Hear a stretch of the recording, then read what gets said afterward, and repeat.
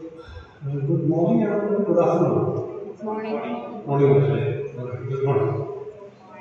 ഞാൻ ഈ ഡൽഹി സ്ത്രീകളെ ചെറുപ്പക്കാരെ കുറിച്ച് ഭയങ്കര പഠിപ്പിച്ചിട്ടാണ്. നല്ല കാര്യമാണ്, പഠനത്തിൽ ഫോക്കസ് ചെയ്യുന്നത് നല്ല കാര്യമാണ്. എന്നാൽ ഹോബികളുള്ള ആരെങ്കിലും ഹോബീസ് എന്തെങ്കിലും ഹോബികളുണ്ടോ? ഓക്കെ, ഞാൻ കുറച്ച് സ്പെസിഫിക് ആണ്. റീഡിങ് ഹോബി ആയിട്ടുള്ള ആരെങ്കിലും ഉണ്ട്? ഓക്കെ, ചിലർക്കുണ്ട്. ഇന്ന് പൊതുവെ റീഡിങ് ഹോബികളുടെ ഒരു കാലത്ത് നിങ്ങളുടെ പ്രായത്തിൽ എൻ്റെ വലിയൊരു ഹോബിയാണ് റീഡിങ് എന്നുള്ളത്.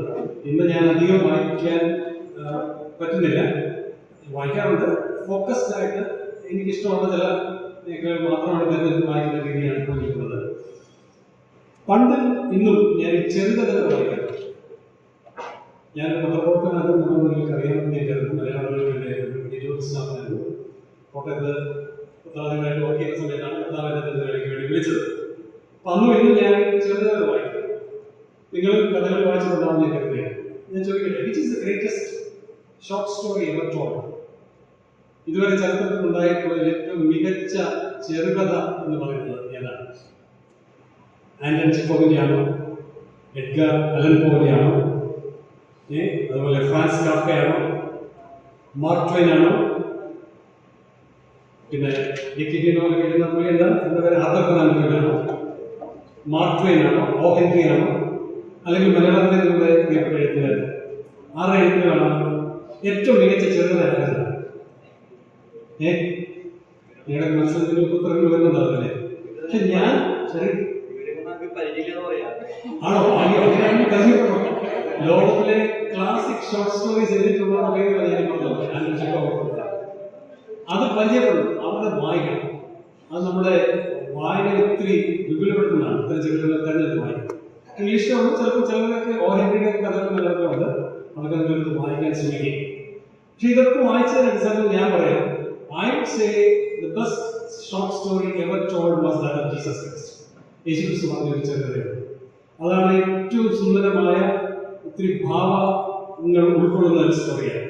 അത് നമുക്ക് ബൈബിളിൽ കാണാം. അത് നമുക്ക് എടുക്കാം. ലൂക്കോസിന്റെ സുവിശേഷം 15-ാം അധ്യായം 11 തൊട്ട് 32 വരെയുള്ള വാക്യങ്ങൾ. Luke chapter 15 verse 11 to 32. എനിക്ക് ആ ഭാഗം ചിലർക്ക് നിങ്ങൾ ചില വാക്യങ്ങൾക്ക് എനിക്ക് വായിച്ചതിനെ ഹെൽപ്പ് ചെയ്ത് വരും. ഇപ്പോൾ വായിക്കണ്ട, ഇപ്പോ ആ ഭാഗം എടുക്കുക. ലൂക്കോസിന്റെ സുവിശേഷം 15-ന്റെ 11 ഈ ഷോർട്ട് സ്റ്റോറിക്ക് ഒരു തലക്കെട്ട് പറയാമോ? എന്റെ ഹെഡിങ് എന്താണ് പറഞ്ഞു? ശരിയാ, ആരെ പറഞ്ഞല്ലോ? ആരെ പറഞ്ഞിട്ട് പറഞ്ഞു?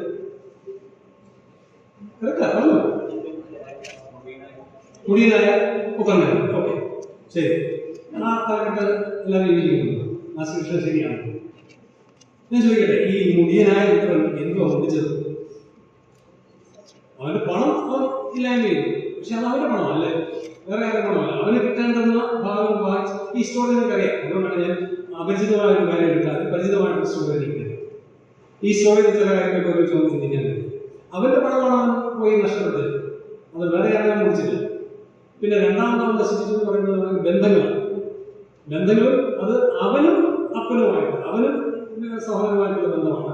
അവനാണ് അതിനെ കക്ഷി. എന്നാൽ അതിനേക്കാൾ എതിരെയായിട്ട് അവൻ നഷ്ടപ്പെടുത്തി എന്ന് പറയുന്നത് അവൻ കൂട്ടായ്മ ബന്ധമാണ്, ഫെലോഷിപ്പാണ്. പിതാവുമായിട്ടുള്ള ആ ഫെലോഷിപ്പ് ആവശ്യം. അവൻ പിതാവിന്റെ സന്നിധിയിൽ നിന്നും ദൂരേക്ക് മാറിപ്പോയി അവന്റെ വസ്തുവകളെല്ലാം നാനാക്കി അവൻ ഫെലോഷിപ്പ്, പിതാവായിട്ടുള്ള ഫെലോഷിപ്പ് നഷ്ടപ്പെട്ടു. ഞാൻ ചോദിക്കട്ടെ, ആ വീട്ടിൽ വേറെ ഉണ്ടാകുമല്ലോ അവന്റെ ചേട്ടൻ അല്ലേ? അവൻ ഫെലോഷിപ്പ് ഉണ്ടാകുന്ന അപ്പനുമായിട്ട് ഉണ്ടാകും? അവനില്ല. അവനാ വീട്ടിൽ തന്നെ താമസിക്കുന്നവനാണ്, പക്ഷെ അവന് ഫെലോഷിപ്പ് ഇല്ല. അപ്പൊ നമുക്ക് എന്ത് വേണേ കഥ ഇങ്ങനെ ഹെഡിങ് ആയിട്ട് പറയാം. മുടിയ പുത്രന്റെ കഥ പോലുന്നത് രണ്ട് മുടിയ പുത്രന്മാരുടെ കഥ എന്ന് വേണമെങ്കിൽ പറയാം അല്ലേ? പക്ഷെ അതുമല്ല അതിന്റെ ശരിയായ നൽകേണ്ടത്. It's A parable of A loving father. ഒരു സ്നേഹവാനായ ഒരു പിതാവിന്റെ ഉപമയാണ് ഈ കഥ. എന്താ ഈ കഥയുടെ പ്രമേയം? മെയിൻ തീം എന്ന് പറയുന്നത് ഈ മകൻ ചെയ്ത പാപമല്ല ഇതിലെ കഥയുടെ പ്രധാനപ്പെട്ട പ്രമേയം. പിതാവിന്റെ സ്നേഹം, പിതാവിന്റെ ക്ഷമ, ഒരു പിതാവിന്റെ കാത്തിരിപ്പ്, അതൊക്കെയാണ് ഈ സ്റ്റോറിയുടെ പ്രധാനപ്പെട്ട ഒരു പശ്ചാത്തലമായിട്ട് നമുക്ക് ചിന്തിക്കാൻ കഴിയും. ഈ സ്റ്റോറി നടന്ന ആ സെറ്റിംഗ്സിലേക്ക് നമുക്ക് പോകാം. ഈ മുടിയിൽ പറഞ്ഞ എന്ന് നമ്മൾ വിശേഷിപ്പിക്കുന്ന കഥയുടെ പശ്ചാത്തലത്തിലേക്ക് പോകും. അവിടെ സ്നേഹം നിറഞ്ഞൊരു വീട് കാണാമോ നിങ്ങൾക്ക്? സ്നേഹം നിറഞ്ഞൊരു വീട്. അവിടെ എന്തുണ്ട്? അവിടെ സ്നേഹമുണ്ട്, അവിടെ Joy is there, fellowship is there, food is there, servants are there. എന്തൊക്കെ ഈ നെയിം എനിത്തിങ് അതെല്ലാം അവിടെ ഉണ്ട്. വേണ്ടതെല്ലാം അവിടെ ഉണ്ട് അല്ലേ? ചുരുക്കത്തിൽ ഏതൻ തോട്ടം പോലെ ഒരു വീട്. ഇവിടെ എല്ലാം സമൃദ്ധിയായിട്ടുണ്ട്. പിന്നെ എന്താണ് ഇങ്ങനെ ഒരു കടുത്ത് തീരുമാനം എടുത്ത് പോകാൻ അവനെ പ്രേരിപ്പിച്ച ഘടകം എന്തായിരിക്കാം? എല്ലാം സമൃദ്ധിയായിട്ടുള്ള ഒരു സ്ഥലത്ത് നിന്ന് അവിടെ അവന്റെ വിഭാഗം ഭാഗിച്ചെടുത്ത് അപ്പനെ വാങ്ങി കൂട്ടി ദൂരദേശത്ത് പോകാൻ കാരണമില്ല. അതിവിടെ പറഞ്ഞിട്ടില്ല, നമുക്കതിനെ ഊഹിക്കാൻ കഴിയും. പിതാവ് നിരന്തരം അവനെ ശ്രദ്ധിക്കുന്നു. നിരന്തരമുള്ള പിതാവിന്റെ നോട്ടവും ആ ശ്രദ്ധയും അവൻ അസഹ്യമായി. അതുകൊണ്ടാവാം അവൻ പോയെന്ന് ഞാൻ ഊഹിക്കുക. For some people it is an irritation. എൻ്റെ അപ്പനും അമ്മ എന്നെ ഞാൻ അങ്ങോട്ട് നോക്കിയാലും ഇങ്ങോട്ട് ഞാൻ അങ്ങോട്ട് നോക്കിയാലും എന്ത് ചെയ്താലും പേരൻസ് എന്നെ ഇങ്ങനെ നോക്കിക്കൊണ്ടിരിക്കുക, എന്റെ വലിയ നോക്കിക്കൊണ്ടിരിക്കുക, സഭയോട് നോക്കിക്കൊണ്ടിരിക്കുക. അത് ഇറിറ്റേഷൻ ആയിട്ടുള്ള അനേകം. എപ്പോഴും അപ്പന്റെ ഒരു നോട്ടം, അതിനുള്ള റിലീഫ്. അങ്ങനെ നമ്മൾ പലപ്പോഴും വന്നുകൊണ്ടില്ലേ? അല്ലെങ്കിൽ അമ്മ എപ്പോഴും എന്നെ നോക്കുക, ഞാൻ ചെയ്യുന്ന എല്ലാ കാര്യങ്ങളും ആവശ്യമില്ല, എനിക്കൊരു ഫ്രീഡം കിട്ടുന്നില്ല, എനിക്ക് റിലീഫ് വേണം, ഒരു കെട്ടില്ലാത്ത വട്ടം പോലെ ഒന്ന് പറക്കണം. അങ്ങനെ ആഗ്രഹിച്ചിട്ടുള്ള ആഗ്രഹമുണ്ടോ? നമ്മുടെയൊക്കെ ജീവിതത്തിൽ ഓരോ ഘട്ടങ്ങൾ അങ്ങനെ ചെന്ന് വന്നിട്ടുണ്ടാവും. എന്നാൽ നമുക്കറിയാം ഒരു കാര്യം, 139 സങ്കീർത്തനത്തിൽ 1 മുതൽ 5 വരെ വാക്യങ്ങളുണ്ട്. Psalms 135 അവിടെ പറയുന്ന ഒരു കാര്യം, നമ്മളെ ആരിൽ നിന്ന് സ്വന്തമായാലും ദൈവത്തിന് സ്വന്തമാകാൻ സാധിക്കും. എൻ്റെ വീട്ടിലൊരു ചെറിയ മ്യൂസിയം, എൻ്റെ വീട്ടിലെ മുകളിലത്തെ നിലയിൽ മ്യൂസിയം. ആ മ്യൂസിയത്തിൽ യേശുവിൻ്റെ കരുതപ്പെടുന്ന ഒരു രൂപമാണ്. യേശുവിൻ്റെ രൂപം നമുക്കറിയില്ല, ആരൊന്നും ഫോട്ടോ എടുത്ത് വെച്ചിട്ടില്ല. പക്ഷെ യേശുവിൻ്റെ പറയപ്പെടുന്ന ഒരു രൂപം വെച്ചിട്ടുണ്ട്. ആ രൂപത്തിൻ്റെ പ്രത്യേകതയുണ്ട്. അത് ഞാൻ ഇംഗ്ലണ്ടിൽ നിന്ന് കൊണ്ടുവന്ന രൂപം. അതിന്റെ കണ്ണ് നമ്മളിപ്പോൾ അതിൽ ആ രൂപം ഇരിക്കുക, അതിന്റെ കണ്ണിലോട്ട് നോക്കുക. നമ്മളിങ്ങനെ സൈഡിലോട്ട് പോയത്, അല്ലെങ്കിൽ ഇടത്തോട്ട് നിന്നു, അല്ലെങ്കിൽ മുകളിലോട്ട് പോകും, താഴോട്ട് നിൽക്കുന്നു. എങ്ങോട്ട് നോക്കിയാൽ ഈ കണ്ണ് എന്റെ പുറകെ വരുന്നത്. അത് ആ സ്റ്റാച്യൂവിന്റെ പ്രത്യേകത. യേശുവിന്റെ ഞാൻ അവിടെ വരുന്ന സൺഡേ സ്കൂളിലെ കുട്ടികളൊക്കെ വരുമ്പോൾ അവരോട് പറയും, wherever you go, the eyes of the Lord follows you. ഇല്ലേ? നിങ്ങൾ എവിടെ പോയാലും യേശുവിന്റെ കണ്ണ് നിങ്ങളുടെ പിന്നാലെ വരുന്നുണ്ട് എന്ന് ഉറപ്പാക്കണം. 139 സങ്കീർത്തനത്തിൽ എന്താ പറയുന്നത്? യഹോവേ, നീ എന്നെ ശോധന ചെയ്ത് അറിഞ്ഞിരിക്കുന്നു, ഞാൻ ഇരിക്കുന്നതും എഴുന്നേൽക്കുന്നതും നീ അറിയുന്നു, എന്റെ നിരൂപണം നീ ദൂരത്ത് ഗ്രഹിക്കുന്നു, എന്റെ നടപ്പും കിടപ്പും നീ ശോധന ചെയ്യുന്നു, എന്റെ വഴികളൊക്കെ നിനക്ക് മനസ്സിലായിരിക്കുന്നു. യഹോവേ, നീ മുഴുവനും അറിയാതെ ഒരു വാക്കും എന്റെ നാമേലില്ല. എന്താ കാര്യം? നമ്മൾ പറയുന്ന ഒരു വാക്ക് പോലും ദൈവം അറിയാത്തില്ല, യഹോവ അറിയാത്തില്ല. നമ്മൾ അപ്പന്റെ അമ്മേനെ വിളിച്ചോളാൻ നമുക്ക് സാധിച്ചെന്ന് വന്നേക്കാം. കുറച്ചൊക്കെ കഴിഞ്ഞ് പഠിത്തമൊക്കെ ദൂരദേശത്താകുമ്പോൾ അല്ലെങ്കിൽ ജോലിയൊക്കെ ഭാഗത്താകുമ്പോൾ നമ്മുടെ പേരൻസിൽ നമുക്ക് വിളിച്ചോളാൻ സാധിക്കും. പക്ഷേ തീർച്ചയായിട്ടും ദൈവത്തിന്റെ കണ്ണിൽ നിന്ന് നമുക്ക് രക്ഷപ്പെടാൻ സാധിക്കും. ദൈവം ഞാൻ നോക്കട്ടെ, ദൈവന്റെ കരുതുന്ന ദൈവമല്ലേ, ദൈവങ്ങളുടെ ഇടയനല്ലേ എന്നൊക്കെ നമുക്ക് ചിന്തിക്കാം. ഞാൻ സംഭവം ഓർക്കുന്നു, ഒരിക്കൽ ഞാൻ എറണാകുളത്ത് വളരെ പകൽ മുഴുവൻ വളരെ ബന്ധപ്പെട്ട ശേഷം ഞാൻ ഷൂട്ടിങ്ങിലായിരുന്നു. ആ ഷൂട്ടിംഗ് വൈകിട്ട് ദീർഘിച്ചു കഴിഞ്ഞ് തിരികെ പോവാം, വീട്ടിൽ പോവാം. പത്തനംതിട്ടയായിരുന്നു വീട്. ആലപ്പുഴ ചങ്ങനാശ്ശേരി റോഡ് ആ വഴി നിങ്ങൾ സഞ്ചരിച്ചിട്ടുണ്ടെന്ന് ഞാൻ നല്ല സ്ട്രെയിറ്റ് ആയിട്ട് കിടക്കുന്ന വഴിയാണ്, വിട്ടു പോവാം, കാറെ വിട്ടു പോവാം. അപ്പോൾ ആലപ്പുഴ കഴിഞ്ഞ് കുറേ ദൂരം ചെന്ന് കഴിഞ്ഞപ്പോൾ മറ്റൊരു പുറകെ ഒരു കാറ് പോകും. ആ കാറ് അതിഭയങ്കരമായിട്ട് ഹോൺ അടിക്കുന്നു, നമ്മൾ ഓവർടേക്ക് ചെയ്യുമ്പോൾ. ഞാൻ സാമാന്യ വേഗതയിലാണ് പോകുന്നത്, പക്ഷെ അതിനേക്കാൾ വേഗതയിൽ രാത്രിയാണ്, ഒരു 10 മണി 11 മണിയായിക്കാണ്, അതിനേക്കാൾ വേഗതയിൽ പാഞ്ഞു പോകുന്നില്ല. ഇവന്റെ ഈ പഴക്കം ക്ലാസ് കണ്ടപ്പോൾ ഞാൻ വെച്ചവൻ കയറി പോട്ടെ എന്ന് കരുതി അല്പം കഴിഞ്ഞ് കൊടുത്ത് ഇവൻ കയറിപ്പോയി. ഒരു 3 മിനിറ്റ് കഴിഞ്ഞപ്പോൾ ഭയങ്കര സൗണ്ട് മുന്നേ കിട്ടി. ചവിട്ടി നിർത്തി. ഞാനും പെട്ടെന്ന് വണ്ടി ചവിട്ടി നിർത്തി. നോക്കി വന്നു ചോദിച്ചു കഴിഞ്ഞാൽ ഒരു കറുത്ത പോത്ത് ഈ റോഡിന് കുറുകെ നടന്നു പോകും രാത്രി. ആ നടന്നു പോകുന്ന ഈ പോത്തിനെ കറുപ്പായതുകൊണ്ട് കാണാൻ പറ്റിയില്ല. ഈ കയറിപ്പോയ കാർ ഇടിച്ചിട്ട് അന്നേരം തന്നെ ഈ പോത്ത് മരിച്ചു, ആ കാറിലുണ്ടായിരുന്ന ആൾ മരിച്ചു. അപ്പൊ ഞാൻ ദൈവമേ, ഞാൻ ആളെ വീട്ടിലെ കയറ്റി വിട്ടില്ലായിരുന്നെങ്കിൽ മിക്കവാറും ആ സാധനം ഞാനല്ല. ദൈവം നോക്കിക്കോട്ടെ, ദൈവം കരുതാൻ വേണ്ടി എന്നെ നോക്കിക്കോട്ടെ, അല്ലേ? ദൈവം എന്നെ കരുതുന്നതാണല്ലോ, കരുതാൻ വേണ്ടി എന്നെ നോക്കിക്കോട്ടെ. പക്ഷേ കറക്ഷന് വേണ്ടി എന്നെ നോക്കണ്ട എന്ന് നമ്മൾ പറയും, അല്ലേ? അക്കരപ്പച്ച ദൈവത്തിൽ നിന്നും വീട്ടുകാരിൽ നിന്നും എല്ലാം ഒളിഞ്ഞു മാറി ദൂരെ പോയി എനിക്ക് ജീവിക്കാൻ കഴിഞ്ഞാൽ അതാണ് ഏറ്റവും നല്ലത് എന്ന് നമ്മൾ വിചാരിക്കും. പക്ഷെ നമ്മൾ ഓർക്കണം, കണ്ണുള്ളപ്പോൾ നമ്മുടെ കണ്ണിന്റെ വില നമുക്ക് അറിയില്ല. നമ്മളെ സംരക്ഷിക്കാൻ നമുക്ക് ഗൈഡൻസ് പറഞ്ഞു തരാൻ നമ്മുടെ പേരൻസ്, നമ്മുടെ സഭയിലെ മറ്റുള്ള പ്രിയപ്പെട്ടവർ ഉള്ളപ്പോൾ പലപ്പോഴും ജോലി നമുക്കറിയില്ല. അതുകൊണ്ട് ആ കാര്യം കൃത്യമായിട്ട് ഓർമ്മിക്കാൻ ഞാൻ ആഗ്രഹിക്കുകയാണ്. ഈ മകൻ ചെയ്ത തെറ്റ് എന്താണ് പറയാൻ? എന്താ ഈ മകൻ ചെയ്ത തെറ്റ് എന്താണ്? കുറിച്ച് നമുക്ക് ഒരുമിച്ച് അറിയാം. എന്തായാലും ജീവിതത്തിൽ എല്ലാം സമ്പാദ്യമെല്ലാം മേടിച്ചോണ്ട് പോയി എന്ന് വേണമെങ്കിൽ പറയാം. ഒരു പറഞ്ഞാൽ ശരിയാണ്. എന്നാൽ ചുരുക്കി പറഞ്ഞു കഴിഞ്ഞാൽ ഈ സ്നേഹവാനായ പിതാവിൽ നിന്നും അവൻ അകന്നു പോവുകയും പിതാവിന്റെ താല്പര്യത്തിന് വിരുദ്ധമായിട്ട് അവന്റെ ജീവിതത്തെ ക്രമീകരിക്കാൻ അവൻ താല്പര്യപ്പെടുകയും ചെയ്യും. പിതാവിന് ഈ മകനെ കുറിച്ചൊരു പ്ലാനുണ്ട് അല്ലെ, എന്റെ മകൻ ഇന്നതൊക്കെ ആവണം എന്നുള്ള വലിയൊരു സ്വപ്നമാണ്. ആ സ്വപ്നങ്ങളെല്ലാം മാറ്റി വെച്ചിട്ട് അതൊന്നും വേണ്ട, എനിക്ക് എന്റേതായിട്ടുള്ള ഇഷ്ടപ്രകാരം ഞാൻ എന്റെ ജീവിതം നയിച്ചോളാം, ഞാനാണ് എന്റെ കാര്യം തീരുമാനിക്കുന്നത് എന്നുള്ള ഒരു താല്പര്യം, സെൽഫിഷ് ഡിസിഷൻ. അതിനെയാണ് സിൻ എന്ന് വിളിക്കുന്നത്. ഏത് ലോകത്തിൽ ആദാം ചെയ്തതും അത് തന്നെയാണ്. മറ്റാരുടെ ഹിതം, മറ്റാരുടെ താല്പര്യങ്ങൾ, ഇഷ്ടങ്ങളല്ല എന്റെ ജീവിതത്തിൽ നടക്കേണ്ടത്, എന്റെ ഇഷ്ടമാണ് എന്റെ ജീവിതത്തിൽ നടക്കേണ്ടത്. ഇപ്പോ യേശുക്രിസ്തു ഗെത്സമനയിൽ എന്താ പറഞ്ഞത്? പ്രാർത്ഥിച്ചെന്ന് പറഞ്ഞത്, പിതാവേ എന്റെ ഹിതമല്ല നിന്റെ ഹിതം നടക്കണം. അതാണ് സാക്ഷാൽ യേശുക്രിസ്തു പറഞ്ഞത്. സ്നാപകയോഹന്നാൻ എന്താ പറഞ്ഞത്? ഞാനോ കുറയണം, അവന് വളരണം, അല്ലേ? അപ്പോ ആ ഒരു ആറ്റിറ്റ്യൂഡ് നമുക്ക് ഉണ്ടാകേണ്ട ആവശ്യമാണ്. ദൈവഹിതം, മറ്റുള്ള ഹിതം എന്നുള്ളതിന് ഉപരിയായിട്ട് ദൈവത്തിന്റെ പദ്ധതികൾ, ദൈവത്തിന് എന്നെ കുറിച്ചൊരു പദ്ധതിയുണ്ട്, അത് വിശ്വസിക്കുന്നുണ്ട്. എന്റെ ജീവിതത്തിലെ വലുതും ചെറുതായ എല്ലാ കാര്യങ്ങളെ കുറിച്ച് ഞാൻ എന്ത് പഠിക്കണം, എന്ത് തൊഴിലിന് കയറണം, ആരെ കല്യാണം കഴിക്കണം, എത്ര മക്കളെ വേണം, ഞാൻ എവിടെ ആയിരിക്കണം, എല്ലാ കാര്യങ്ങളും വെച്ച് God has A plan for my life. ഞാൻ പലപ്പോഴും പറയാനുള്ള ഉദാഹരണമാണ് ഈ മൈക്ക്, ഷുവർ എന്ന് പറഞ്ഞ കമ്പനിയുടെ മൈക്ക്, ഇത് ഉണ്ടാക്കുന്നതിനെ കുറിച്ച് ഞാൻ പറഞ്ഞില്ല, ഞാൻ പറയാം. അപ്പൊ ഇത് ഉണ്ടാക്കുന്നതിനെ കുറിച്ച് നമുക്ക് ചിന്തിച്ചോ. ഇതിന്റെ ഷുവർ കമ്പനിക്കാർ മൈക്രോഫോൺ എടുത്തു, ഇതിന്റെ സ്റ്റെപ്പ് എടുത്തു, രണ്ട് ബോർഡ് ഒക്കെ എടുത്തു, ബാക്കി കാര്യങ്ങൾ എന്തെങ്കിലും സാധനം ഉണ്ടാക്കി എന്നിട്ട് ടേബിളിൽ കൊണ്ട് വെച്ചിരിക്കും. എന്നിട്ട് അവരിങ്ങനെ ചർച്ച ചെയ്യാം, നമുക്ക് എന്തായാലും നമ്മുടെ സാധനം ഉണ്ടാക്കി എന്തിനു വേണ്ടി ഉപയോഗിക്കും. അപ്പോൾ ഒരാൾ 10 പേരുണ്ട് ബോർഡ് ഓഫ് ഡയറക്ടേഴ്സ്, അവർ ഡിസ്കസ് ചെയ്യും.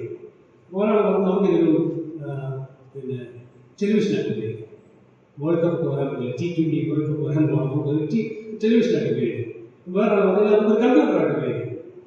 വേറൊരാൾ പറഞ്ഞു നമുക്കൊരു മ്യൂസിക്കൽ ഇൻസ്ട്രുമെന്റ് ആയിട്ട്, ഞങ്ങളുടെ ചർച്ചിൽ ഗിറ്റാർ വായിക്കുന്നത് നമുക്ക് ഗിറ്റാറായിട്ട് ഉപയോഗിക്കാം ഈ സാധനം. നാലാമതാളായി പറഞ്ഞിട്ട് വേണം നമുക്ക് മൈക്രോഫോൺ ആയിട്ട് ഉപയോഗിക്കാം.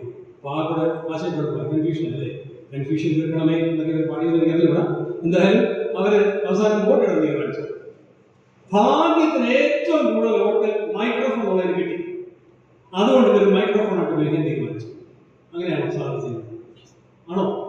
പിന്നെ ഈ ഷുവർ കമ്പനിയിലെ ചായ കൊണ്ട് കൊടുക്കുന്ന പിയൂണ് പോലും ആദ്യത്തെ നട്ടും ബോൾട്ടും എടുക്കുമ്പോൾ തന്നെ അറിയാവുന്ന കാര്യമാണ് എന്താ മൈക്രോഫോൺ അല്ലേ.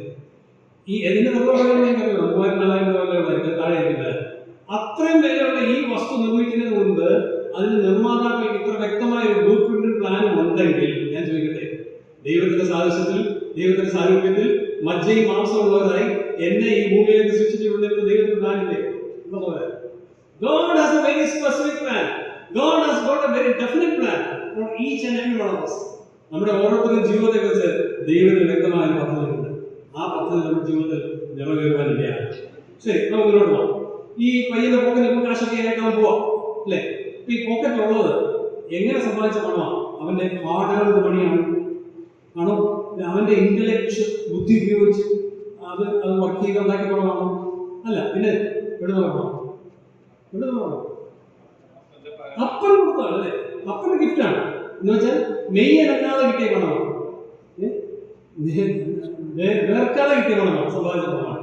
അപ്പൊ അങ്ങനെയുള്ള പണം നമ്മുടെ കയ്യിൽ വരുമ്പോൾ ഞാൻ ഓർമ്മിക്കട്ടെ, ദുരുപയോഗം ചെയ്യാനുള്ള പ്രേരണ നമുക്ക്.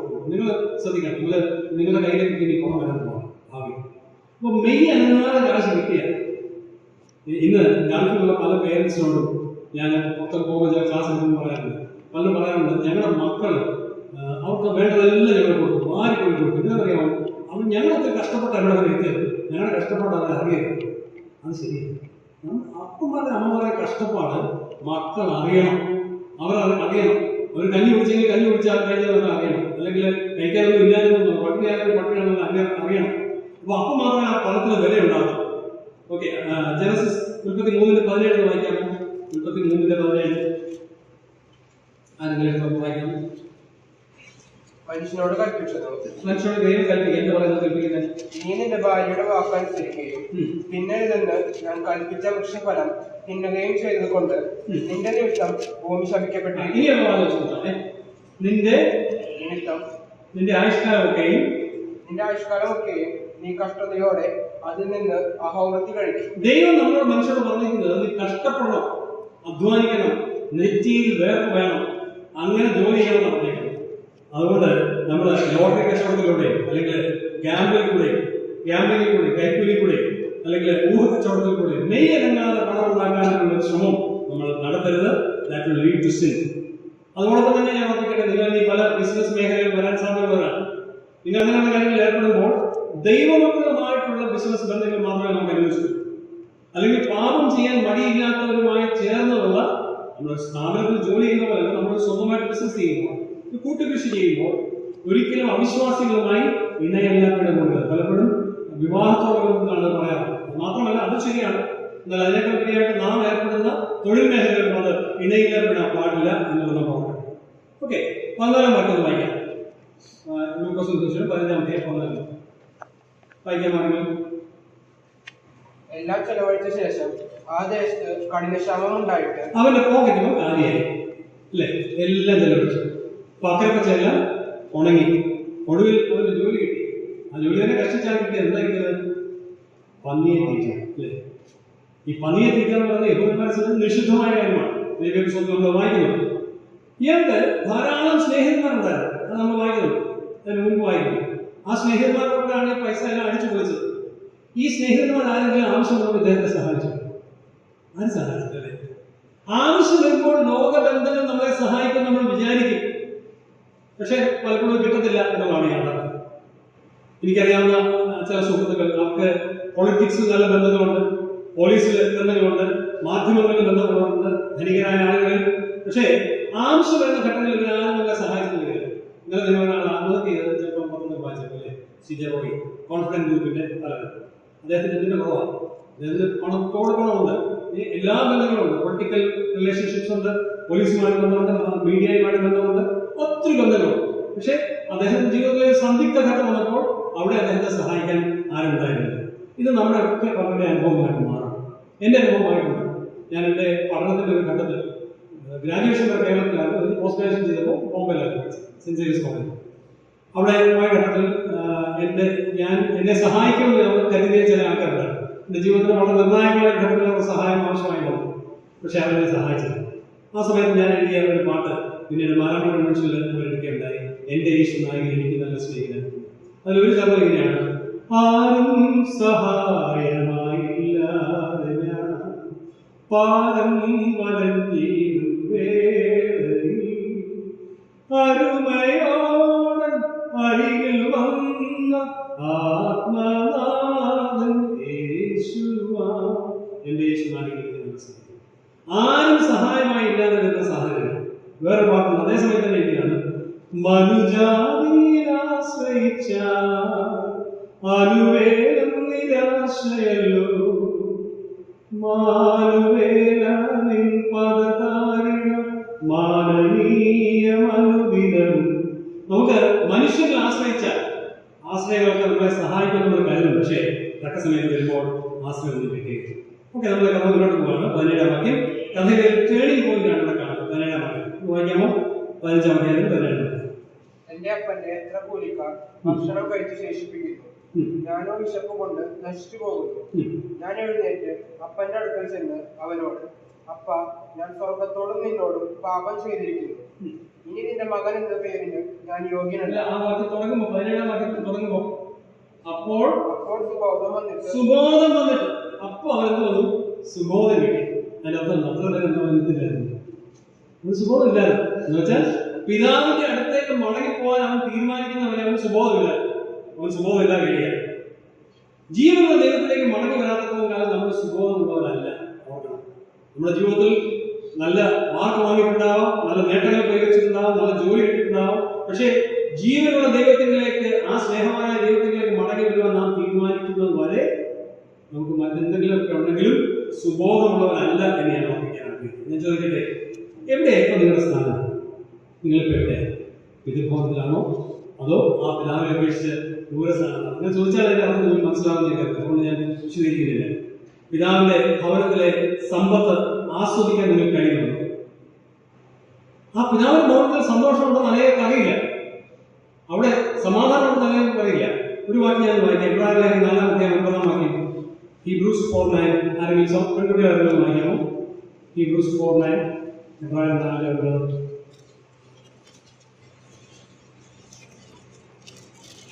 ആർക്കും വായിക്കാം. ആകയാൽ ദൈവത്തിന്റെ ജനത്തിന് എന്താണ്? ഒരു ശബ്ബത്ത് അനുഭവം അവശേഷിച്ചു. എന്താ ഈ ശബ്ബത്ത് അനുഭവം പറഞ്ഞത്? അറിയാമോ? സാബത്ത്. ഇസ്രായേലില് ഞാൻ സാബത്ത് അറ്റൻഡ് ചെയ്തു. നാട്ടിൽ സാബത്തിന്റെ അവർ വെളിയിലെങ്ങും ഇറങ്ങില്ല, പുറത്തെങ്ങും പോകത്തില്ല. അന്ന് വൈകിട്ട് 5-6 മണി വരെ അവർ പുറത്തോട്ട് പോകത്തില്ല. വെള്ളിയാഴ്ച വൈകിട്ട് തൊട്ട് ശനിയാഴ്ച അതാണ് സാബത്ത്. ലൈറ്റ് പോലെ കണ്ടില്ല. നേരത്തെ മെഴുകുതിരി കത്തിച്ചു വെക്കും. ആ മെഴുകുതിരി തീരുന്നവരെ കഴിഞ്ഞ പ്രകാശം തീരുമ്പോൾ അവർ കിടക്കും. അങ്ങനെയാണ്. അപ്പോ എന്നുവെച്ചാൽ യാതൊരു അധ്വാനവും ഇല്ലാതെ, യാതൊരു കഷ്ടപ്പാടും ഇല്ലാതെ, യാതൊരു പ്രയാസങ്ങളും പ്രതിസന്ധികളും നേരിടാതെ എല്ലാ ഫോണൊക്കെ മാറ്റി വെക്കും. ഓരോ കണക്ഷനില്ല, ഒന്നുമായിട്ട് ഒരു ബന്ധമില്ല. ഇന്നത്തെ കാലത്താണ്. അപ്പൊ അങ്ങനെയുള്ള ഒരു അനുഭവം ദൈവജനത്തിനുണ്ട് എന്ന് വെച്ചാൽ ഈ ഭൂമി ഇന്നത്തെ കാലം ഇന്നത്തെ കാര്യം പറയുന്നത് ദൈവജനത്തിന് നമുക്ക് അങ്ങനെ അനുഭവമുണ്ട്. ഒരു ശബ്ദ അനുഭവം എന്ന് വെച്ചാൽ യാതൊരു പ്രയാസങ്ങളും പ്രശ്നങ്ങളും പ്രതിസന്ധികളും ഇല്ലാതെ ഈ ഭൂമിയിൽ ജീവിക്കാനുള്ള അനുഭവം നമുക്കുണ്ട് എന്ന് എബ്രായർ ലേഖനം പറയുകയാണ്. അതെന്നാ അങ്ങനെ കിട്ടുന്നത്? മരിച്ചു കഴിഞ്ഞ് സ്വന്തം എന്താണ്? അല്ല, ഈ ഭൂമിയിൽ തന്നെ നമുക്ക് അങ്ങനെ ജീവിതമുണ്ട്. ഒരു പ്രശ്നമില്ല, അങ്ങനെ ജീവിക്കാൻ പറ്റും. ഒരു പ്രയാസമില്ല, ജീവിക്കാൻ പറ്റും. ഒരു പ്രതിസന്ധി ഇല്ല, ജീവിക്കാൻ പറ്റും. എങ്ങനെ? എന്റെ ജീവിതത്തിന്റെ എല്ലാ കാര്യങ്ങളും നോക്കുന്ന ദൈവം എന്നെ ശ്രദ്ധിക്കുന്നു എന്ന് തിരിച്ചറിവ് വന്നു കഴിഞ്ഞാൽ അവനെല്ലാം നന്മയ്ക്ക് വേണ്ടിയാണ് ചെയ്യുന്നത് ബുദ്ധി വന്നു കഴിഞ്ഞാൽ എനിക്ക് ജീവിക്കാൻ കഴിയും. അങ്ങനെ ജീവിതം ഉണ്ടോ? ഞാൻ പറഞ്ഞല്ലോ, എന്റെ പഠനത്തിന്റെ ഒരു ഘട്ടത്തിൽ മൊബൈലാണ്. ആ സമയത്ത് ട്രെയിനിൽ നാട്ടിൽ നിന്ന് വരുന്ന സുഹൃത്തിനെ സ്വീകരിക്കാൻ വേണ്ടി ഞാൻ റെയിൽവേ സ്റ്റേഷനിൽ പോയി. ആദ്യ റെയിൽവേ സ്റ്റേഷനിൽ വെളുപ്പിന് 5 മണിക്കാണ് നാട്ടിൽ നിന്നുള്ള അന്നത്തെ ജയന്തി ചേർന്ന ട്രെയിൻ വരുന്നത്. അത് റിസീവ് ചെയ്യാൻ വേണ്ടി പോയത്. ഭയങ്കര ഡിസംബർ മാസമാണ്. ഭയങ്കര തണുപ്പ്, അതിഭയങ്കര മരം വെച്ചിട്ടാണ്, പല്ല് തമ്മിൽ കൂട്ടിയിരിക്കുന്ന രീതിയിലുള്ളതാണ്. ഞാനിങ്ങനെ വിറച്ചിങ്ങനെ ഇരിക്കുകയാണ്. അപ്പോൾ 5 മണിക്ക് വന്നാൽ നമ്മുടെ ഇന്ത്യൻ റെയിൽവേ ടൈമല്ല, 6 മണി 7:30 ആയപ്പോഴാണ് ട്രെയിൻ വന്നത്. അപ്പോൾ 2-3 മണിക്കൂർ ഇറങ്ങി വെച്ചിരിക്കുകയാണ്. മൊബൈൽ ഫോൺ നോക്കുന്ന സമയമാണ്, വിളിച്ച് നോക്കിയിട്ട് വരാൻ പറ്റില്ല. അപ്പോൾ അത് എല്ലാം കഴിഞ്ഞപ്പോൾ ദഹറി സമയത്ത് ട്രെയിൻ വന്നു. ആ സമയത്ത് ട്രെയിൻ വന്നു. ദഹറി വന്നു എന്നോട് ചോദിച്ചു, നീ എന്റെ മുഖം കണ്ടിട്ട് ഇഞ്ചി നിന്ന് പുറകിനോട്ടിരിക്കുന്നു, എത്ത് വെച്ച് ചോദിച്ചു പറഞ്ഞു. നീ അനുഭവിക്കാൻ പോകുന്നല്ലേ ഉള്ളൂ, തണുപ്പ് ഭയങ്കരമാണ്. അപ്പോൾ അദ്ദേഹം നോക്കി പുറകിലോട്ട് തിരിഞ്ഞു നോക്കുന്നു. പുറകിലോട്ട് തിരിഞ്ഞു നോക്കി അവിടെ നിന്ന് അറിയാം, അവിടെ റിട്ടയർ റൂം അവൈലബിൾ ചെയ്യും. റിട്ടയർ റൂം എന്ന് വെച്ചാൽ റെസ്റ്റ് റൂം അവൈലബിൾ ചെയ്യും. വിശ്രമിക്കാനുള്ള മുറി അവിടെ ഉണ്ട്. ആ മുറിയിൽ ഹീറ്ററൊക്കെ ഓൺ ചെയ്ത് നല്ല ഭംഗിയായിട്ടിരിക്കുകയാണ്. ഞാൻ അതിന്റെ തൊട്ട് മുതൽ ഇങ്ങനത്തെ മുറി അവിടെ ഉണ്ടെന്ന് അറിയാതെ മുന്നിൽ നിന്ന് തണുത്ത് വിറങ്ങാൻ ചെയ്യുക. ഇങ്ങനെ ഈ അനുഭവത്തിൽ കൂടെ കടന്നു പോകുന്നില്ല അനേകം. നമ്മൾ എന്താ സ്ട്രഗിൾ ചെയ്യുന്നത്? ദൈവത്തിന്റെ മക്കളായ നമുക്ക് ശബ്ദത്തിന്റെ ഒരു അനുഭവമുണ്ട്. He is taking care of you and me. നമ്മുടെ ജീവിതത്തിലെ എല്ലാ കാര്യങ്ങളെയും ശ്രദ്ധിക്കുന്നവനാണ്, കരുതുന്നവനാണ്. അങ്ങനെ ഒരു ജീവിതം നമുക്ക് ഉണ്ടെന്നുള്ള പോലെ അറിയാതെ നാം ഇന്ന് കഴിയുകയാണ്. നമുക്ക് പാപത്തിൽ കഴിയുന്നതുകൊണ്ട് പലപ്പോഴും അത് തെറ്റായ കാഴ്ചപ്പാടുകൾ നമുക്ക് തരും. നമ്മളെ കുറിച്ച് തെറ്റായ കാഴ്ചപ്പാട്, അതുപോലെ ഹാപ്പിനെസിനെ കുറിച്ച് തെറ്റായ കാഴ്ചപ്പാട്, ലോകത്തെ കുറിച്ച് തെറ്റായ കാഴ്ചപ്പാട്, ഈ പിതൃഭവനത്തിലെ സമൃദ്ധി, പിതൃഭവനത്തിന് പുറകെ ഉണ്ട്. അദ്ദേഹം പറഞ്ഞല്ലോ റിട്ടയറിംഗ്, ആ സമൃദ്ധി കാണാൻ എന്റെ കണ്ണിന് കഴിയുന്നില്ല. ലോകത്തെ കുറിച്ചുള്ള ആ നോട്ടം അതൊരു തിമിരമായിട്ട് എന്റെ കണ്ണിനെ ബാധിച്ചിരിക്കുകയാണ്. അതുപോലെ തന്നെ എന്റെ ജീവിതത്തിലെ അൺകൺഫസ്ഡ് ആയിട്ടുള്ള സിൻസ്, വിശ്വാസിയാണ്, എന്റെ ജീവിതത്തിൽ ഏറ്റു പറയാത്ത പാപങ്ങളുണ്ടെങ്കിൽ ആ പാപം എന്നെ ഈ നന്മ തിരിച്ചറിയുന്നത് തടയുകയാണ്. ചെടികൾ ഇല പൊഴിക്കുന്നതിനെ ശ്രദ്ധിക്കേണ്ടതുണ്ട്. ചെടികൾ ഇല പൊഴിക്കുന്നത് ഇല പൊഴിക്കുമല്ലോ. എങ്ങനെ ഇല പൊഴിക്കുന്നത് അറിയാമോ? അതിന്റെ ഇല പൊഴിക്കുന്ന കാലമാവുമോ എന്താ സംഭവിക്കാൻ ചോദിച്ചു കഴിഞ്ഞാൽ, ഇതിങ്ങനെ തണ്ട്, മെയിൻ തണ്ട്, ഇവിടെ ശാഖയുണ്ട്, ശാഖ ഇവിടെ എല്ലാം നിൽക്കുന്നത്. അപ്പൊ ഈ മെയിൻ തണ്ടിൽ നിന്നും ഇങ്ങനെ ശാഖയിൽ കൂടെ ഇലയിലേക്ക് സെൽഫ് സാക്ക് എന്ന് പറയുന്ന ജീവരസം ഇങ്ങനെ ഒഴുകി ചെയ്യും. ഇത് സംഭവത്തിലാണെന്ന് ചോദിച്ചു കഴിഞ്ഞാൽ ഈ സെൽഫ് സാപ്പ് വന്നാൽ മാത്രമേ ഈ ചെടിയുടെ അടുക്കള എന്ന് പറയുന്നത് ഇലകളാണ്. ഇവിടെയാണ് ഫോട്ടോസിന്തസിസ് പ്രോസസ് നടക്കുന്നത്. ആഹാരം പാചകം ചെയ്യപ്പെടുന്ന അവിടെയാണ്. എന്നാൽ ഈ ജീവരസം ഈ ഇലയിലോട്ട് വരാൻ ഇവിടെ ബ്ലോക്ക് ചെയ്യും. ഇവിടെ ഒരു ലെയർ ഓഫ് കോർക്ക് ഉണ്ടാകും. കോർക്ക് കുപ്പിയുടെ കണക്ക് കോർക്ക്, അത് ഇതിൽ നിന്ന് എടുക്കുന്നതാണ്. ഒരു ലെയർ ഓഫ് കോർക്ക് ഫോം ചെയ്യും. അതിന് പുറത്ത് വേറൊരു ലെയർ, അതിന്റെ പുറത്ത് വേറൊരു ലെയർ, അങ്ങനെ പല ലെയർ വന്ന് ഈ സെൽഫ് സാപ്പ് ഈ തണ്ടിൽ നിന്നും ഇലയിലേക്ക് പോകുന്നത് നോക്കാം. കുറെ കഴിയുമ്പോൾ ഈ ഇല ആകുന്നു താഴെ. അങ്ങനെയാണ് ഇല പൊഴിക്കാനായിട്ട് സയൻസ് ബോട്ടണികളാണ് എന്ന് പറഞ്ഞ പോലെ ഈ ദൈവത്തിൽ നിന്നുള്ള അനുഗ്രഹം നമ്മിലെ ഒഴുകുന്നതിന് തടസ്സമായിട്ടുള്ള ഒരു ലെയർ ഓഫ് കോട്ടൺ നിൽക്കുക. എന്താണെന്നറിയാമോ? അൺകൺഫസ്ഡ് സിൻസ്, ഏറ്റു പറയാത്ത പാപങ്ങൾ. ഞാൻ ജീവിതത്തിൽ തെറ്റ് ചെയ്തിട്ടുണ്ടെങ്കിൽ അത് ഏറ്റു പറയേണ്ടത് ആവശ്യമാണ്. അത് ഞാൻ ഏറ്റു പറയാം, അതിനെ ഞങ്ങൾക്ക് കുറിച്ച് നോക്കാം. എന്നാൽ നമുക്ക് മുന്നോട്ട് പോട്ടെ. ഇവിടെ റൈറ്റ് ഡിസിഷൻ പിതാവിന്റെ അടുത്തേക്ക് പോകാൻ തീരുമാനം. എങ്ങനെയാണ് തീരുമാനം എടുക്കുന്ന കാര്യം അറിയൂടാ. ആ തീരുമാനം എടുക്കുമ്പോൾ നമുക്കറിയാം. ഞാൻ കരുതുന്നത് പന്നിയുടെ വാള വരാൻ കഴിക്കാൻ വേണ്ടി അവർക്കൊന്നും അറിയില്ല. അപ്പോൾ പന്നി എന്താക്കി കൊടുത്താൽ അല്ലേ, എന്തെങ്കിലും തട്ട് കിട്ടിക്കണം. അദ്ദേഹത്തിനുള്ള സ്വഭാവം ഉണ്ടായെന്ന് ഞാൻ കരുതുന്നത്. എന്തായാലും ചില തട്ടുകൾ ദൈവം നമ്മുടെ ജീവിതത്തിൽ അനുവദിക്കും. വിശ്വാസികളുടെ ദൈവമക്കളുടെ ജീവിതത്തിൽ ചില തട്ടുകൾ നമ്മൾ കൊണ്ടേണ്ടി വരും. ഇതിനു വേണ്ടിയാണ് ഒന്ന് തിരിയാൻ വേണ്ടി, ഒരു സുബോധം ഉണ്ടാകാൻ വേണ്ടി, 180 ഡിഗ്രി തിരിയാൻ വേണ്ടിയാണ്. ഞാൻ എങ്ങോട്ടാ പോയത്? ജനീന എങ്ങോട്ടാ പോയത്? അപ്പൻ്റെ അടുത്ത് അല്ലേ? അപ്പൻ്റെ അടുത്ത് സ്ട്രെയിറ്റ് ഒക്കെ പോവാം. അവൻ തെറ്റുകാരനാണ് ബോധ്യമായപ്പോൾ നേരെ പോവുകയാണ്. ചിലത് നല്ലവരായ അയൽക്കാരുടെ അടുത്ത് പോകും. അവർ വഴി ഒന്ന് അപ്രോച്ച് ചെയ്ത് നോക്കാം അല്ലേ? ചില വിശുദ്ധന്മാരുടെ മധ്യസ്ഥത തേടി പോകുന്നതാണ്. അതിൻ്റെ ആവശ്യമില്ല. ഇനി ഇവൻ കിച്ചണിൽ കൂടെ കയറി ഇറങ്ങേണ്ട കാര്യമുണ്ട്. അമ്മയുടെ അടുത്ത് പോയിട്ട് അമ്മയെ വഴി ഒന്ന് അപ്പൻ്റെ അടുത്തോട്ട് പോകേണ്ട ആവശ്യമുണ്ട്. അതില്ല, അമ്മയും പോയി മധ്യസ്ഥ വരയ്ക്കേണ്ട ആവശ്യമില്ല. ഇനി പിതാവിന് ചില സമ്മാനം മേടിച്ചുകൊണ്ട് പോകാൻ തയ്യാറായി. നേർച്ച കാഴ്ചകളൊന്നും പോയി ഒന്നും കൊണ്ടുപോയില്ല. അതിൻ്റെ ആവശ്യമില്ല. വേറെ ഒരു സ്ഥലത്തും പോയില്ല. ആ മലയിലും പോയില്ല, ഈ കുരിശടിയിലും പോയില്ല, എങ്ങും പോയില്ല. അവൻ എങ്ങോട്ട് പോയി? അവൻ നേരെ ദൈവത്തിന്റെ അടുത്തേക്ക് പോയി. നാം നമ്മുടെ ജീവിതത്തിൽ പോരായ്മകളും തെറ്റുകളും ഒക്കെ ഉണ്ടാകുമ്പോൾ അതിലേക്ക് ബോധം വരുമ്പോൾ ഈ പിതാവാം ദൈവത്തിന്റെ അടുത്തേക്ക് നേരെ ചെല്ലുവാനുള്ള സ്വാതന്ത്ര്യം നോക്കണം. വേറെ പോകേണ്ട ആവശ്യമില്ല. ഒരു കണ്ടീഷൻ എന്താ? 19 വാക്യം വായിച്ചു. ഇനി നിന്റെ മകൻ എന്ന പേരിന് ഞാൻ യോഗ്യനല്ല. He confessed his sins. അവൻ തന്റെ പാപങ്ങൾ ഏറ്റുപറഞ്ഞു. 1 യോഹന്നാൻ 1:9 വാക്യം. നിങ്ങളുടെ പാപങ്ങൾ ഏറ്റുപറയുന്നുവെങ്കിൽ അവൻ നിങ്ങളുടെ പാപങ്ങളെ ക്ഷമിച്ച് അല്ലേ? അവൻ നമ്മുടെ പാപങ്ങൾ നാം ഏറ്റുപറയണം. നമ്മുടെ തെറ്റുകളെ കുറിച്ച് നമുക്ക് ബോധം ഉണ്ടാകുമ്പോൾ നാം അത് ഏറ്റുപറയണം. എന്താ ഏറ്റുപറയാന്ന് പറഞ്ഞാൽ? എന്താ? സിമ്പിൾ പ്ലെയിൻ പറയുന്നത് ഏറ്റുപറയുക എന്ന് പറഞ്ഞാൽ എന്താ പറയുക? ഏറ്റുപറയുക, റിപ്പീറ്റ് ചെയ്യുക. അതല്ലേ പണ്ട് ഈ മൈക്കൊക്കെ വരുന്നുണ്ട്. ഏറ്റുപദേശിമാർക്ക്, പ്രസംഗിക്കുന്ന ഉപദേശിമാർക്ക് എനിക്കൊന്നും ഓർമ്മയില്ല, എൻ്റെ മുന്നിൽ തലമുറയൊക്കെ അറിയാം. അപ്പോൾ പ്രസംഗിക്കുന്ന ഉപദേശിക്കാൻ വേണ്ടി ശബ്ദം കാണുന്നില്ല. അദ്ദേഹം പറയും, അത് അടുത്തിരിക്കുന്ന ഒരാൾക്ക് നല്ല ഉച്ചത്തിൽ പറയാൻ പറ്റും. അദ്ദേഹം അത് ഉച്ചത്തിൽ പറയും. അതിനാണ് ഏറ്റുപറച്ചത്.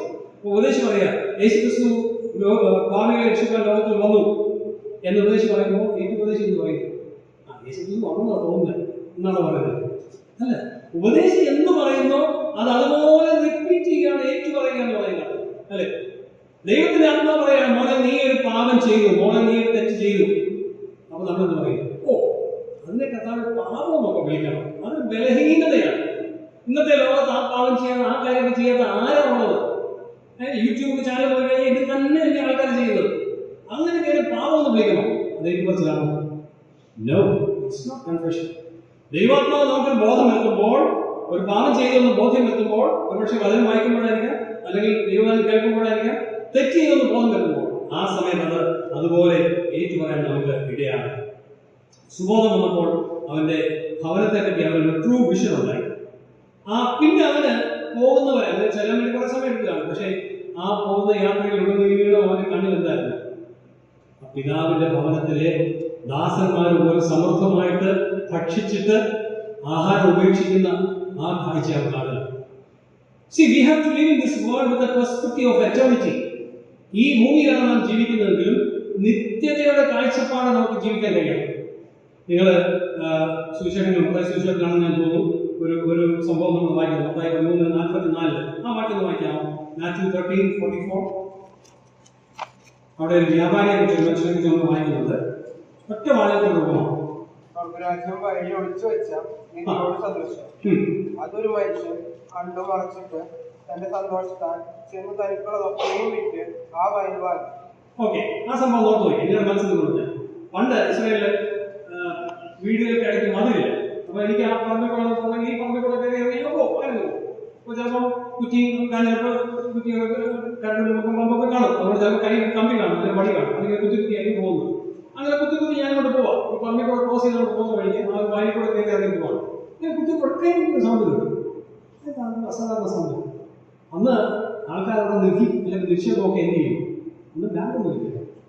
അന്ന് കുഴിച്ചിടുക, അത് അന്നത്തെ ബാങ്കിങ് സിസ്റ്റമാണ്, കുഴിച്ചിടുക എന്നുള്ളത്.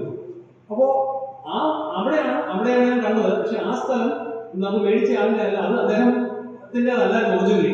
അദ്ദേഹം അടുത്ത കാലത്ത് മേടിച്ചത്. അദ്ദേഹം വേറെ ആളെ മേടിച്ചു, ആ ആളും വേറെ ആളെ മേടിച്ചു, 3-4 പേര് കൈമാറി. അപ്പോൾ ഒരു 5-6 തലമുറ മുമ്പ് ആരോ അവിടെ കുഴിച്ചിട്ടുള്ള നിധിയാണ്. അങ്ങനെ നിധി അവിടെ നമ്മൾ ഇപ്പോൾ മേടിച്ചാണെന്ന് അറിയത്തില്ല. അപ്പോൾ ഇദ്ദേഹം സൈഡിൽ നോക്കി ശരീരം പോക്കറ്റ് നോക്കിയപ്പോൾ നിധിയാണ്. എന്ത് ചെയ്തു? പെട്ടെന്ന് പോക്കറ്റ് നമുക്ക് പൈസ ഇല്ല, ആവശ്യം തികയത്തില്ല. ഇതെല്ലാം മൂടിയിട്ടു. എന്നിട്ട് ഇവിടെ വന്ന് പണം സമ്പാദിക്കും. ഒരു ദിവസം 2 ദിവസം 3 ദിവസം എത്ര ദിവസം എടുത്ത് കാണും പണം സമ്പാദിക്കാൻ വാങ്ങാൻ വേണ്ടി എനിക്കറിയില്ല. പക്ഷെ ഈ ആഴ്ചകൾ മാസങ്ങൾ ഈ പണസമ്പാദനത്തിന് വേണ്ടി ഇദ്ദേഹം ഓടി നടക്കുമ്പോൾ ഇദ്ദേഹത്തിന്റെ കണ്ണിൽ മനസ്സിൽ ഉൾക്കണ്ണിൽ എന്തായിരിക്കും? എപ്പോഴും ആ പറമ്പിലെ നിധിയാണ്. അയ്യോ, അത് ആരും അടിച്ചോണ്ട് പോകരുത്, എനിക്കത് സ്വന്തമാക്കണം അല്ലേ? അതാണ് living in this world with an perspective of eternity എന്ന് പറയുന്നത്. ഈ ജീവൻ ഞാൻ എവിടെയാണ് ജീവിക്കുന്നത്, പക്ഷേ എന്റെ കണ്ണിൽ എപ്പോഴും അതാണ് സ്വർഗം, നിത്യത. അവിടെ ഈ ഭൂമിയിലെ എന്റെ ജീവിതത്തെ കുറിച്ച് പറയുന്നത് living life in this world is A training time for the raining time എന്നാണ്.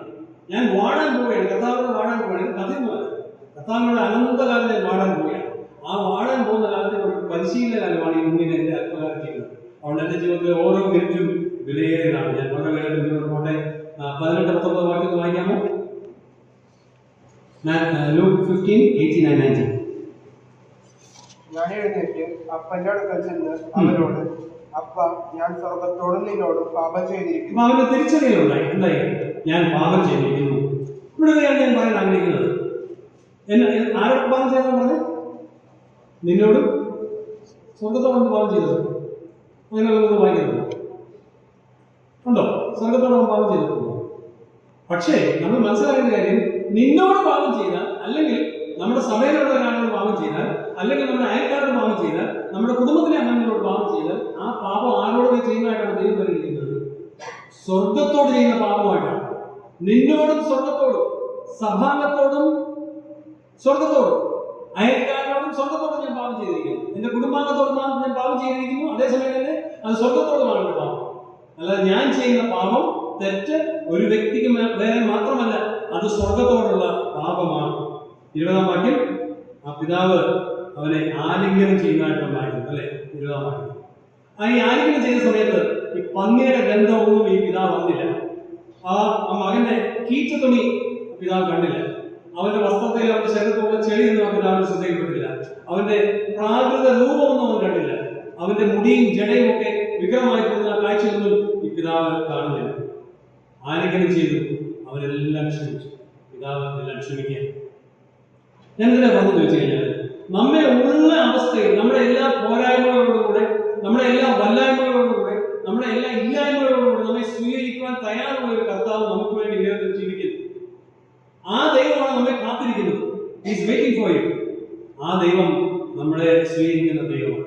ആ ദൈവത്തിന്റെ അടുത്തേക്ക് നമുക്ക് മടങ്ങി പോകണം. നമ്മുടെ ജീവിതത്തിലെ പോരായ്മകൾ കുറവുകൾ ഏറ്റു പറഞ്ഞ് ആ ദൈവത്തിന്റെ അടുത്തേക്ക് പോകുവാൻ കഴിയും. വേറെ കാര്യങ്ങളുടെ ഇതെല്ലാം എന്ത് വലിയ പാതകമാണ് ചെയ്യുന്നത്. ആ പാതകമെല്ലാം പിതാവിനോട് ഈ ആലിംഗനത്തിലൂടെ ക്ഷമിക്കുക.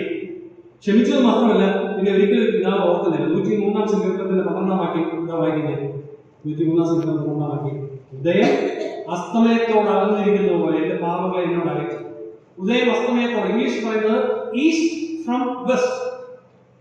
എന്തിനാ ആ ഈസ്റ്റും വെസ്റ്റും ഉപയോഗിച്ചത്? എന്തുകൊണ്ട് സൗത്ത് നോർത്തും പോകുന്നില്ല? ഒരു ഗ്ലോബ് നിങ്ങൾ എടുത്ത് വയ്ക്കുക.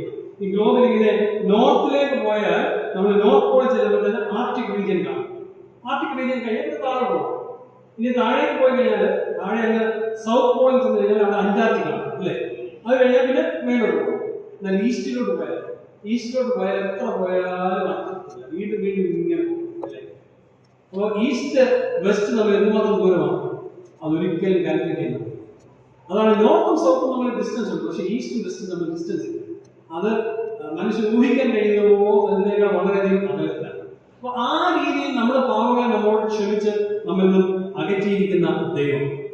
എന്നാൽ നമ്മുടെ കുടുംബസഭ നമ്മളോട് തെറ്റിയില്ല, കുടുംബസഭ നമ്മൾ തെറ്റിയില്ല, നമ്മൾ ക്ഷമിച്ചെന്നൊക്കെ പറയും. പക്ഷെ നമ്മൾ മറക്കുക, നമ്മൾ ക്ഷമിക്കണം, മറക്കുകയും വേണം.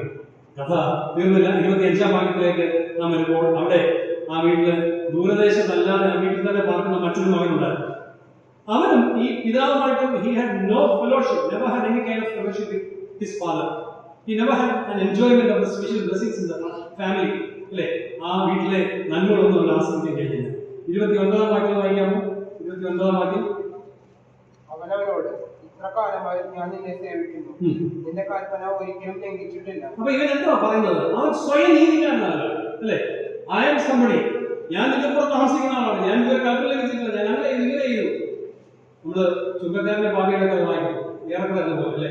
ഞാൻ അതാണ് ഇതാണ് സ്വയം നീതീകരിക്കാൻ ശ്രമിക്കുന്ന ഒരു മകൻ. പിന്നെ ഞാൻ പിതാവിനെ സ്നേഹിച്ചു, ശരിയാ, പിതാവിനെ സ്നേഹിച്ചു, but without any love and happiness. ആ പിതാവിനെ നിർബന്ധത്തിന് പുറത്ത് സേവിക്കുകയാണ്. സൈമൺ സാറിന്റെ പാട്ടുമ്പോൾ പാതി മനസ്സോടെ ചെയ്യുന്ന ദേവപൂജയെ പലരും സ്വീകരിക്കില്ല. അത് പാതി മനസ്സോടെ നൽകുന്നതാണ്, സന്തോഷത്തോടെ നൽകുന്ന ഒരു കാര്യമാണ്. മാത്രമല്ല ഇവന് 30-ാം പാട്ടിൽ നമ്മൾ വായിക്കുമ്പോൾ അവന് ഈ അനുജനോട് യാതൊരു സിമ്പതിയുമില്ല. അനുജനെ സംബോധന ചെയ്യുന്നില്ല, എന്റെ അനുജൻ നല്ല പറഞ്ഞു. എന്താ അവനെ പറഞ്ഞിരിക്കുന്നത്? നിന്റെ മകൻ എനിക്ക് അവനോട്ട് ബന്ധമില്ല എന്നാ പറഞ്ഞു. നിന്റെ മകൻ എന്ത് ചെയ്തു പറഞ്ഞു? 30-ാം വാക്യം വായിച്ചു. അങ്ങനെ കാര്യം പറയുന്നത് ആദ്യ ഭാഗത്ത് വേശ്യമാരോട് അവന്റെ ബോധത്തിൽ നിന്ന് പറഞ്ഞു. ഒന്നാമത്തെ പറയുന്നുണ്ട്, പക്ഷെ വേശ്യമാരോട് സ്പെസിഫിക് ആയിട്ട് പറയുന്നില്ല. അതൊക്കെ ഈ മകൻ കൂട്ടിച്ചേർക്കുകയാണ്. അങ്ങനെ ചില ആൾക്കാർ എന്തെങ്കിലും ഒരു അംശം കേട്ട് കഴിഞ്ഞാൽ അത് ക്ലാരിഫൈ ചെയ്യാതെ മുൻവിധിയോടെ ആലോചിക്കുന്ന ചില ആളുകൾ നമ്മൾ വളരെ നമ്മൾ മറ്റൊരാളെ പറയുമ്പോൾ ആ പറയുന്ന 100% അങ്ങനെ തന്നെയാണോ എന്ന് ക്രോസ് ചെക്ക് ചെയ്യാതെ ഒരക്ഷരം പറയാൻ പാടില്ല. നമ്മുടെ വായൊന്നും അരുതാത്തവരും പറയാൻ പാടില്ല. അപ്പൻ മറന്നാലും നമ്മൾ മറക്കാൻ പാടില്ല. ഞാൻ എൻ്റെ വാക്കുകളുടെ അവസാനിപ്പിക്കാൻ ആഗ്രഹിക്കുന്നു. ഞാൻ ചില ചോദ്യങ്ങൾ നിങ്ങളോട് ചോദിക്കാം. ഒന്നാമത്തെ ചോദ്യം, നാം എവിടെയാണ് നിൽക്കുന്നത് ഇന്ന്?